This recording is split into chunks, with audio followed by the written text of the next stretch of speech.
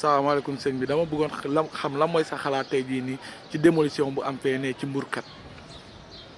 Mbourkat waa gis ngeen info yi mbirum démolition bu daam foofu noonu c'est juste que affaire bu ñuy ñaawlu la quoi ngir nit ki nag naru mën a jënd terrain moom tabax ko ba mu yegg fu mu yegg nii dëkk après ñu koy ñëw daaneel nii.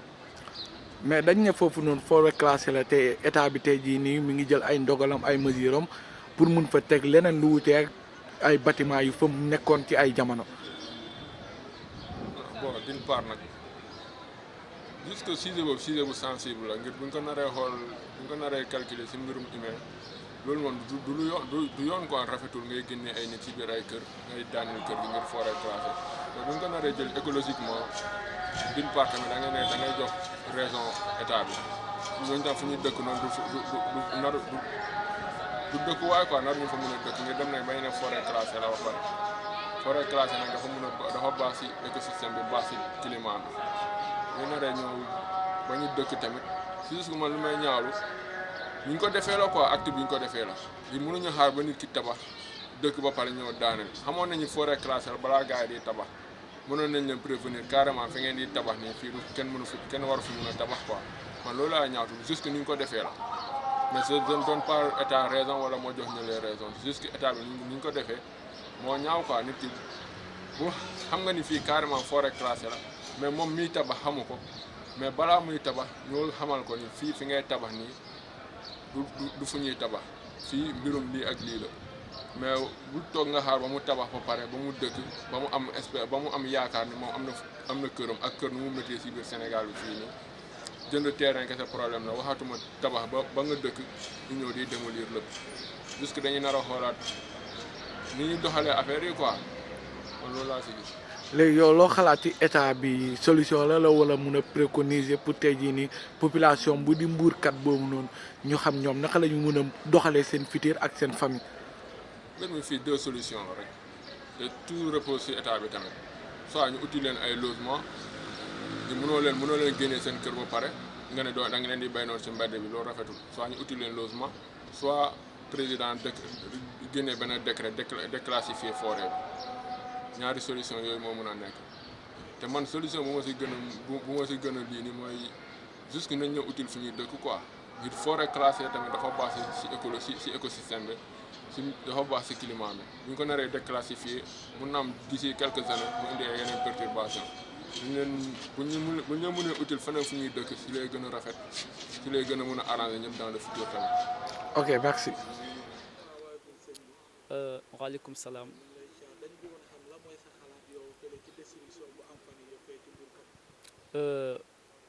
sant yàlla waaye c'est vrai ni ki temps yi nii ñu ngi gis événement bu nga xam ne wax dëgg yàlla métti na trop sax métti na trop sax parce que yombul nit ki ak tabax terrain ak tabax kër nu mu méttiwee nga investir fa ay ces millions ba pare nga xëy bés ne la moomoo ko métti na trop nga dugal fa say njaboot nga dëkk fa ay ati at nga fay yeewoo nga xëy benn bés ne la gënal loolu métti na trop ak location nu mu méttiwee vraiment métti na trop tamit waaye tamit lépp loo gis bu xool sa côté bu ñu xool suñu côté émotionnel nañ sax dem fa ak jugement bu nga xam ne ça doit être logique n'est-ce pas terrain ñëpp xam nañ ni ki balaa nga jënd terrain acte de vente kese mënul firndeel ni ki terrain bi yaa ko moom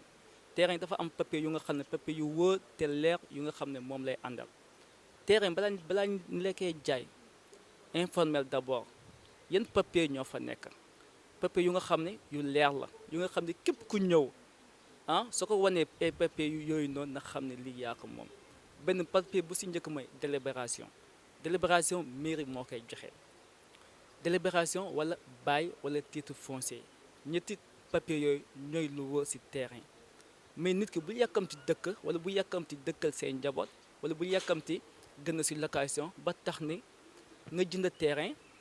ñu jaay ñu jox la benn papier bu nga xam ne moom la ñu ooye acte de vente kese acte de vente kese firndewul ni ki terrain mi yaa ko moom man mën naa la ñëw jox acte de vente kenn mu ñaan ma jox 1000 personnes même acte de vente loolu noonu firndewul kese mais délibération ak bail ak titre foncier loolu noonu mais papier yu nga xam ne kuñ ko jox duñ ko joxaat kenn yooyu yu nga xam ne état moom la xam mairie moom la xam waa Descos moom la ñu xam képp ku nga xam ne yaa ngi koor état moom nga xam donc terrain balaa nga koy jënd bul yàkkamti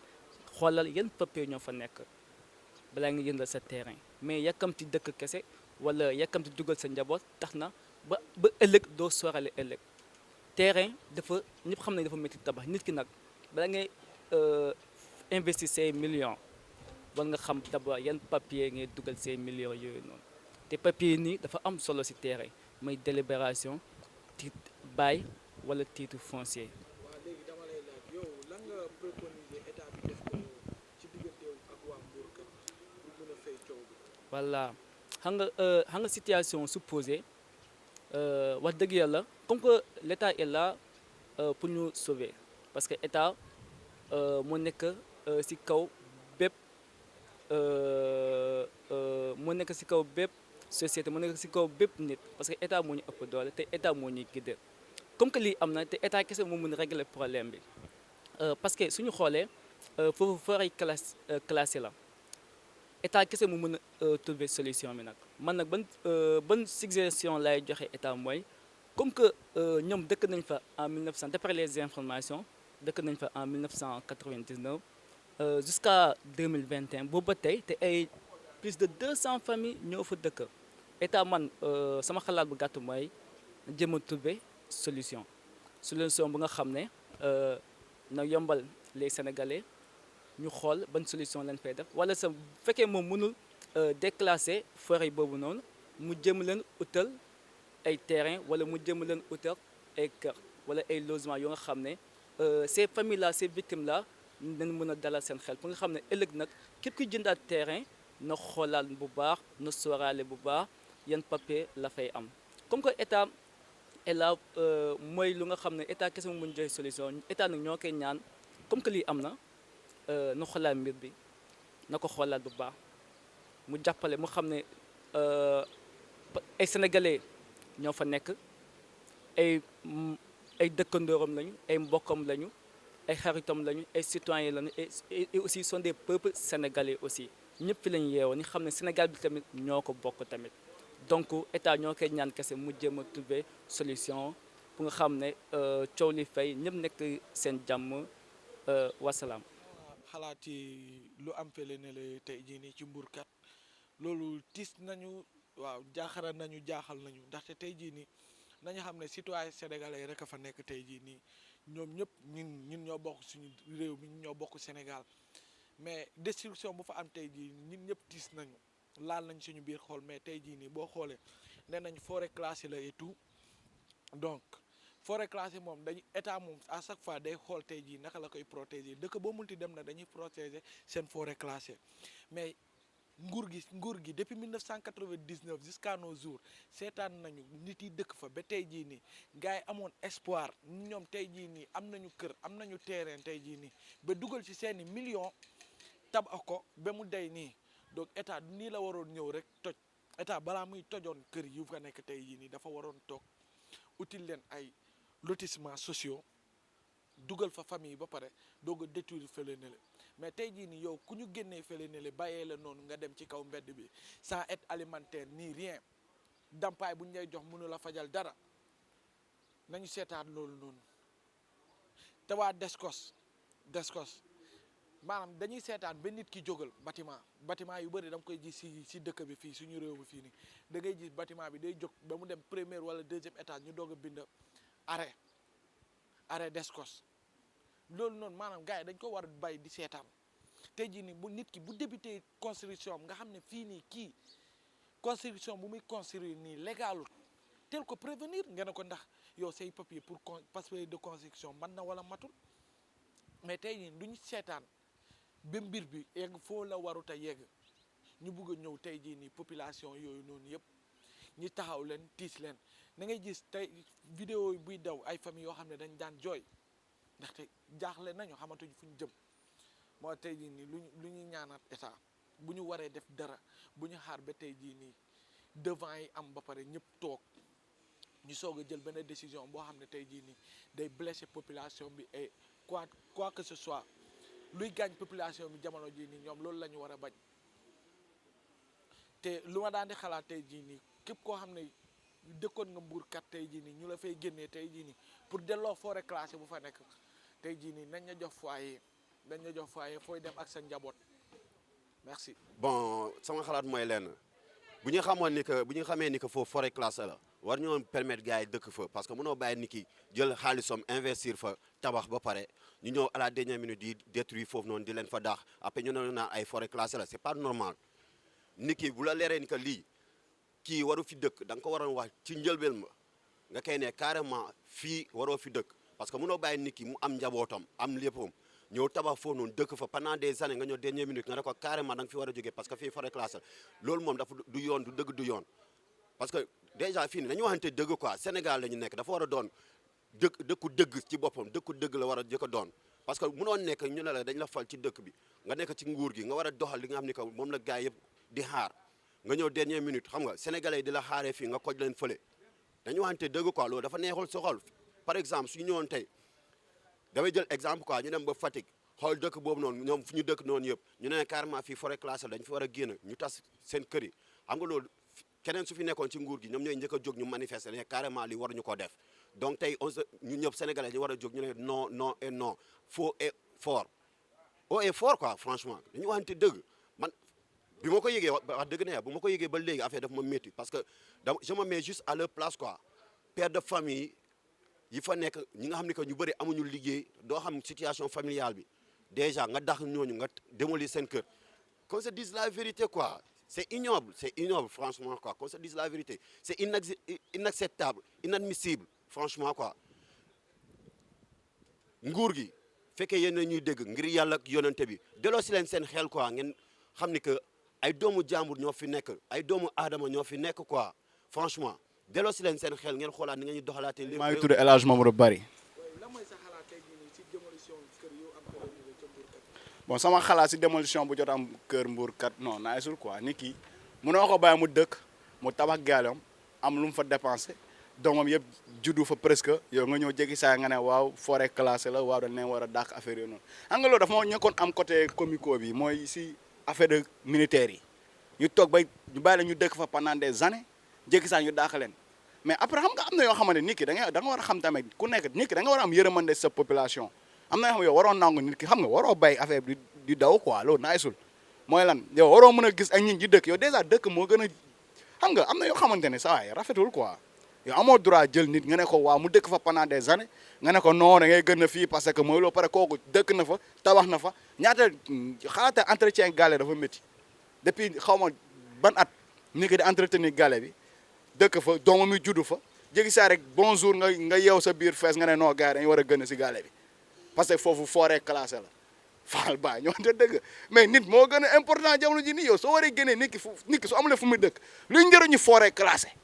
mais nit ki xam nga fa la ñuy wax forêt classée ku nekk dans de bonnes conditions ñu ne waa fii forêt classée pas yow nit koo xamante ne ñun on est pauvre on est xam dans un pays boo xam pauvre la am na ñoo xam sax pour ñu am fu ñu dëkk problème la yow nit ki nga am périmètre boo xam ne am na ñu fa dëkk ñu fa tabax gaale nga ñëw rek contenté nga ne non fii forêt classée dañ leen war a génnee am na yoo xamante ne xam nga suñ toppee suñu xol du baax mais en tout cas daal xam naa daal fii lu waay def boppam tôt ou tard na retombé les retombées vont kii.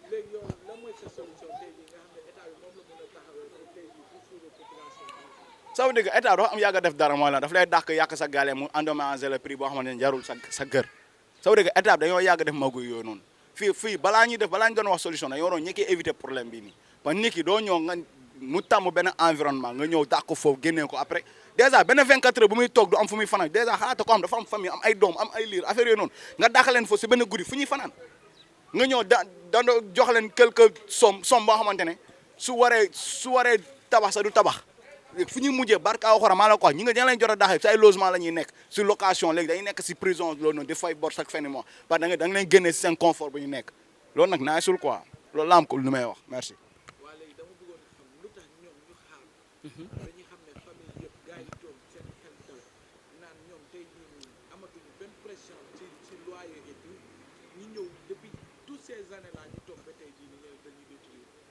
C'est vrai question bu am solo nga laaj parce que tamit xam nga état dafa détaché ay corps comme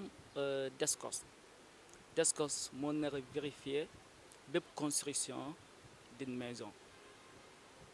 Descos moo nar a vérifier loolu moo nar a suivi bépp construction bu nga xam ne ba amul papier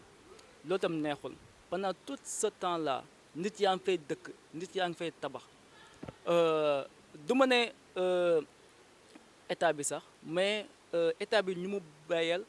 ñu nga xam ne ñoo nar a topp loolu mooy Descos ñoom war nañu teel a prévenir population bi ni ki fii amul papier bu nga xam ne mun na leen permettre ngeen tabax seen kër loolu noonu suñ ko defoon bu yàgg kon tey duñ fi egsi donc kon sooy xool problème bi wax dëgg yàlla tamit man du ma si ne carrément Descos la waaye ñoom tamit waroon nañu prévenir balaa ay dëkkuwaay dafay tabax parce que Descos su ñëwee kër bu ñuy tabax lu mu njëkkee laaj may permis de construction soo ko amulee doo mun tabax donc tey jii nii waa Descos seetlu nañu ni dañu bay ba gars yi tabax ba ñu pare ba seen lépp seen aajo faju xam nga tey jii nii damay gis ay bâtiment yoo xam ne tey jii nii bu aajo lay pare Descos ñëw bind fa arrêt de construction mais bii binduñu fa arrêt binduñu fa dara dañu bay ba ñëpp dëkk ñu soog a ñëw tey jii nii pour colonel bi taxaw naan non ba bâtiment yi dañ ci jóge waaw xam nga chaque chose il n'est jamais trop tard parce que soo xoolee forêt classée bi ba tey espace des na fa parce que bu ñu fa tabaxee plus de 200 logements des na fa ay espace Descos ñëw intervenir loolu tamit am na ci solo loolu moom ñu ngi leen ci félicité balaa dëkk bi di gënoon yaatu ah mais leen am na parce que d'après les informations élection ba lay passé président bi dafa demoon gis nañu vidéo yi mu demoon ci Mbourkat mu jëm a appel mu jëm a au gouverneur bi au maire bi mu ne leen fu ñu jëm a xool ñuy déclasser forêt bi xam naa yaakaar boobu moo tax walla solution yooyu moo tax ba waa Descos ñu doon xaar ba état lu muy ban problème lay régler ci Mbourkat parce que comme président bi jëm na ko wax jëm na leen rassurer ni ki walla jëm na leen wax ni ki na jéem pour déclasser forêt bi xam naa parole boobu noonu moo tax waa Descos ñu doon xaar pour am leen leer mais jusqu'à présent comme que ñoom tamit état bi moo leen fi teg pour seen liggéey boobu toog nañ ba xaar ba à cette instance yi gisuñu dara ñu jëm a def seen liggéey xam naa loolu moo taxoon pendant tout ce temps là nanguñu defuñu benn intervention ci site bi nag merci.